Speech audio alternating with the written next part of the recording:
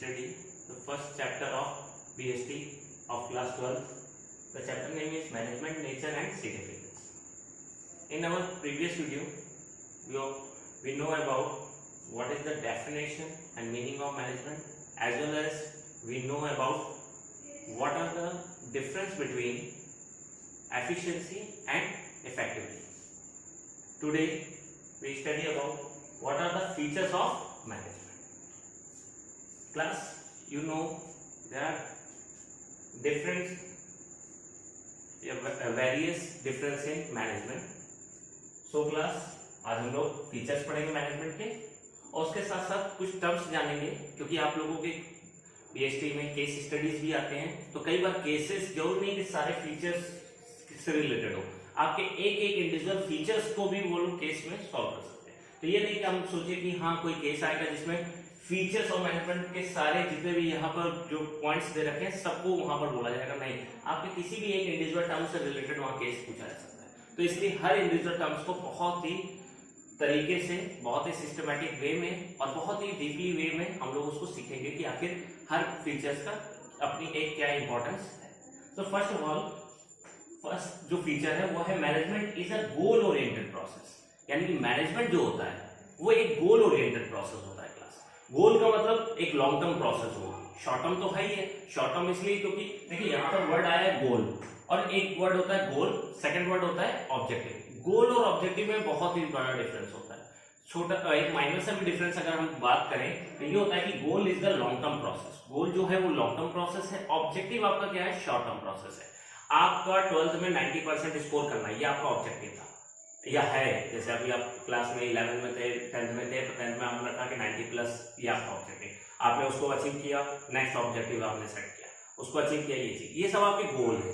पर आपका लाइफ का जो एक एम है कि नहीं, I become a doctor, I become a CA, I become a bank manager, ये सब जो आपने बना रखा है ये आपका गोल है. तो इस गोल को अचीव करने के लिए आप डिफरेंट डिफरेंट ऑब्जेक्टिव सेट करते हैं. तो management is a goal oriented process. Goal oriented process है कि जो छोटे छोटे ऑब्जेक्टिव है ये सब आप अचीव कर रहे हो. क्यों अचीव कर रहे हो? With the help of management. Management की हेल्प से ही आपने अपने गोल को क्या किया? अचीव किया. तो हर कंपनी का अपना एक गोल है. ऑब्जेक्टिव क्या है? प्रॉफिट, कितना प्रॉफिट राइज करना है, ये करना है, ये सब उसके छोटे छोटे ऑब्जेक्टिव है. पर एक लीडिंग पोजीशन में पहुंचना, ठीक है, एक अपनी प्रॉस्पेक्टिव को राइज करना, गुडविल राइज करना, ये सब उसके गोल्स. तो यहाँ पर वो goal oriented process. Second point में management is all pervasive. Pervasive में क्लास क्या होता है, इसको दो टर्म्स के बेसिस में हम लोग बात करते हैं. पहली टर्म्स ये है कि आप लोगों ने फैक्टर्स ऑफ प्रोडक्शन पढ़ा होगा, जिसमें डिफरेंट फैक्टर्स थे आपके इनपुट्स में, लैंड, लेबर, कैपिटल, ये सारी चीज. तो वही उनमें से कुछ फैक्टर ऐसे थे जैसे लैंड और कैपिटल. तो लैंड खुद एक वर्क नहीं करती, कैपिटल खुद वर्क नहीं करता. It is a medium. ये मीडियम होते हैं वर्क कराने के. उसी तरीके से मैनेजमेंट भी एक परवेसिव नेचर है. इसका जो नेचर है वो परवेसिव है, यानी कि खुद वर्क नहीं करता, एक मीडियम होता है वर्क कराने. और ऑल परवेसिव का मतलब एक और टर्म्स में इसमें कनेक्ट किया जा सकता है कि ये एक यूनिवर्सल कॉन्सेप्ट है. यूनिवर्सल कॉन्सेप्ट का मतलब हर जगह इसका यूज कर सकते हैं, चाहे आपकी स्मॉल ऑर्गेनाइजेशन हो, चाहे आपकी लार्ज ऑर्गेनाइजेशन हो, चाहे मीडियम स्केल ऑर्गेनाइजेशन, चाहे फॉर्मल ऑर्गेनाइजेशन हो, चाहे इनफॉर्मल ऑर्गेनाइजेशन हो, या ठीक है आपकी फैमिली हो, कहीं पर भी आप इसका यूज कर सकते हैं. तो ये एक यूनिवर्सल कॉन्सेप्ट है कि स्टूडेंट्स हैं वो भी मैनेज करके करता है कि टाइम टेबल बनाना है, किस सब्जेक्ट को कितना टाइम देना है, कितना पढ़ना है, ये तो हर जगह यूज हो रहा है. तो इट इज ऑल परवेसिव. ये फैक्टर्स हो गया जिसका यूज हम कहीं पर भी कर सकते हैं. थर्ड फैक्टर फीचर्स की तरफ आते हैं. तो मैनेजमेंट इज इंटेंजिबल. प्लस जैसे आप लोगों ने इनपुट का यूज करके आउटपुट बनाते हैं, तो आउटपुट में दो चीज तैयार होती है, या तो गुड्स और या तो सर्विसेज. गुड्स जो होते हैं वो टेंजिबल होते हैं. टेंजिबल का मतलब हो गया those thing which can be we see and touch. जिसको हम देख सकें, टच कर सकें, वो आपके क्या हो गए? गुड्स. आप मार्केट गए, 100 रुपीज दिए, 100 रुपीज में आप बनाना या कोई भी फ्रूट लेके आए, तो घर वालों ने पूछा कि भाई क्या लेके आए, तो आपने फ्रूट शो कर दिया, तो वो गुड्स का पार्ट हुआ, वो टेंजिबल हुआ. पर वहीं पर क्या है? ट्रांसपोर्ट फैसिलिटी जो आपने ली, ई रिक्शा का यूज किया एक जगह से दूसरी जगह, तो ये क्या है? ये एक सर्विसेज है. इसको आप फील करा सकते हो कि मैं वहां तक गया था, ये चीज है, पर आप उसको देख नहीं सकते, टच नहीं कर सकते कि कैसे सर्विस मिली है, क्या चीज है. तो जैसे मोबाइल परचेज कर रहे हैं तो रिचार्ज की एक वैलिडिटी है, तो उसको आप फील कर रहे हो कि हाँ ये है, नेट यूज कर रहे हैं, तो केवल आप फील कर रहे हो कि हाँ मेरे मोबाइल में रिचार्ज है, तभी मैं नेट यूज कर रहा हूँ. ठीक है, तो गुड्स एक टेंजिबल है जिसको हम शो कर सकते हैं. पर मैनेजमेंट, अब इसको मैनेजमेंट में लेते हैं, तो मैनेजमेंट भी क्या है? इनटेंजिबल टर्म्स है, यानी हम फील कर सकते हैं. हम किसी फॉर्मल ऑर्गेनाइजेशन में जा रहे हैं, वहां एक सिस्टमैटिक मैनर से बात हो रही है, ठीक है, एक चीज को, तो हम वहां फील करते हैं कि नहीं यहाँ पर एक मैनेजमेंट है. इसका मतलब यहाँ पर क्या है? ये एक इंटेंजिबल कॉन्सेप्ट है. कि अगर फॉर्मल ऑर्गेनाइजेशन है या इनफॉर्मल, तो ये अगर सिस्टमैटिक कहीं काम हो रहा है तो इसका मतलब वहां मैनेजमेंट है। तो जब भी मैनेजमेंट हमें दिखे, मैनेजमेंट एक ऐसी टर्म्स हो गई इंटेंजिबल जिसको हम लोग फील कर लेते हैं। ठीक है क्लास, नेक्स्ट जो सबसे इंपॉर्टेंट टर्म्स आ गए वो ये हो गई मैनेजमेंट इज मल्टी डायमेंशनल। जैसे हम लोग मल्टी टैलेंटेड्स के बेसिस में बात करते हैं कि अलग अलग फील्ड में हमें वो है नॉलेज है या उसका एक्सपीरियंस है या हमारी स्किल्स ऐसी है जो हम डिफरेंट डिफरेंट फील्ड्स का हम यूज कर सकते हैं उसमें। ठीक है, तो ऐसे ही मैनेजमेंट भी मल्टी डायमेंशंस है। तो मल्टी डायमेंशंस में हमने 3 पार्ट में इसको डिवाइड किया, management as a work, management as a people, management as a operation. Management as a work का मतलब चाहे वो कोई भी ऑर्गेनाइजेशन हो, वहां पर जितने भी वर्क किए जा रहे हैं सबको मैनेज किया जा रहा है।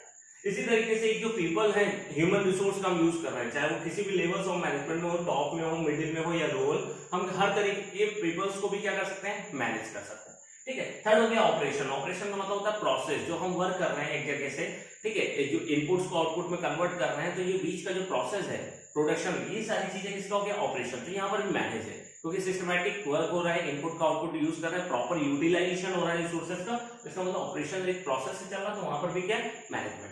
तो जैसे हम लोग अगर अभी हम लोग पढ़ेंगे फंक्शन ऑफ मैनेजमेंट, तो उसमें इसको ब्रीफली पढ़ेंगे कि वर्क के बेसिस में अगर हम बात करें तो प्लानिंग हो गया, ठीक है, प्लानिंग आपका जो टर्म्स हो गया, उसके साथ साथ कंट्रोलिंग टर्म्स हो गया, ऑर्गेनाइजिंग हो गई, ये सब किसमें, वर्क। यहाँ पर हमें वर्क दिख रहा है कि हाँ कैसे मैनेज किया जा रहा है।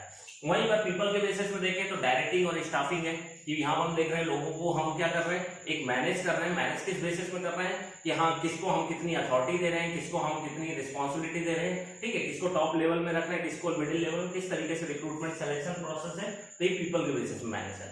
ऑपरेशन के बेसिस में आपका जो एग्जाम्पल हो जाएगा वो होगा प्रोडक्शन, कि जो हम प्रोडक्शन कर रहे हैं, मार्केटिंग कर रहे हैं, ये जो अपने प्रोडक्ट को जो क्या बोलते हैं एक तरीके से एडवर्टाइज कर रहे हैं मार्केट में, मार्केटिंग बेसिस में या प्रोड्यूस के बेसिस में, वो ऑपरेशन प्रोसेस है। तो उसमें भी मैनेज किया जाता है ताकि हम प्रॉपर यूटिलाइजेशन रिसोर्सेज का कर सकें और अपने प्रोडक्ट को ज्यादा उसकी पब्लिसिटी को राइज किया जा सके। तो एक मल्टी डायमेंशनल प्रोसेस है।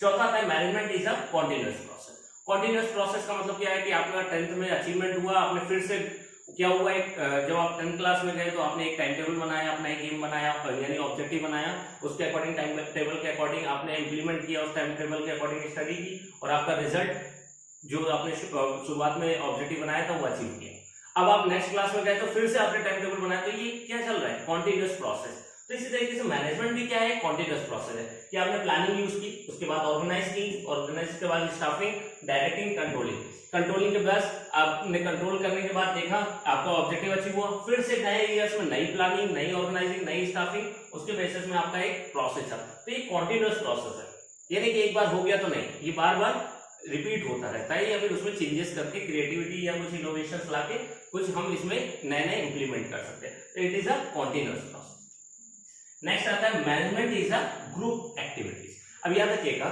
क्लास, अगर आप एक इंडिविजुअल है तो इंडिविजुअल में मैनेजमेंट यूज नहीं होता। फॉर एग्जांपल जैसे आप केवल बीएसटी ही पढ़ रहे हैं, तो जब बीएसटी आप कभी भी फ्री हुए तो आप बीएसटी की बुक उठाने लगे, पढ़ने लगे, ठीक है, कहीं पर भी आप ये पढ़ने मन कर रहा है, बीएसटी की बुक उठाई बस पढ़ने लगे।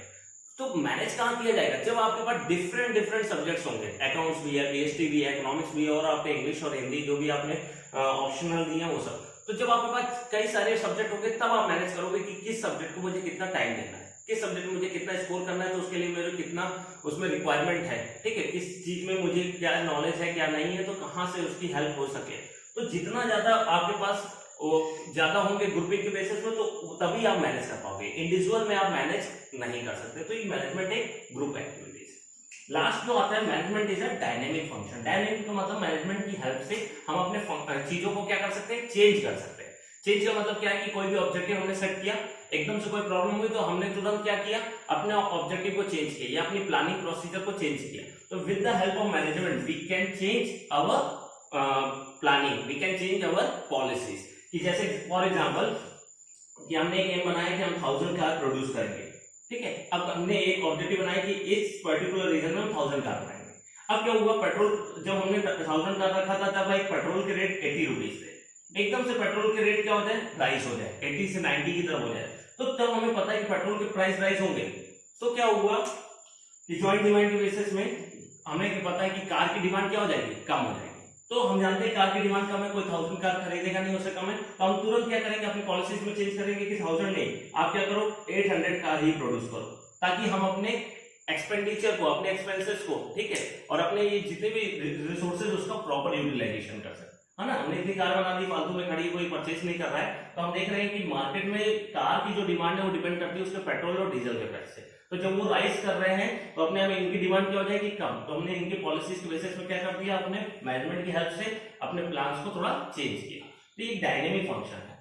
तो ये डिफरेंट पार्ट्स में आपने इसको पढ़ा, आई होप आपको समझ में आ गया होगा कि फीचर्स क्या है मैनेजमेंट के। तो अब इसको एक इंडिविजुअल टर्म्स के बेसिस में आप इसको बहुत अच्छे से समझिएगा, क्योंकि इसी से रिलेटेड आपके केसेस आएंगे और हमें पूरी बुक में, पूरे चैप्टर्स में इन सब का कहीं ना कहीं यूज मिलेगा। और कहाँ मिलेगा तो वो मैं आपको बीच बीच में बताता रहूंगा। और क्लास इससे रिलेटेड जितने भी एग्जाम्पल्स हैं वो आप लोग क्या बोलते हैं तैयार कर लीजिए। कमेंट सेक्शन में मुझे बताइए किस चीज का क्या एग्जांपल हो सकता है, ठीक है। हम लोग इससे रिलेटेड केस भी फ्यूचर में करेंगे, ठीक है। और आपको इससे रिलेटेड कोई भी डाउट है तो आप कमेंट सेक्शन में बता सकते हैं।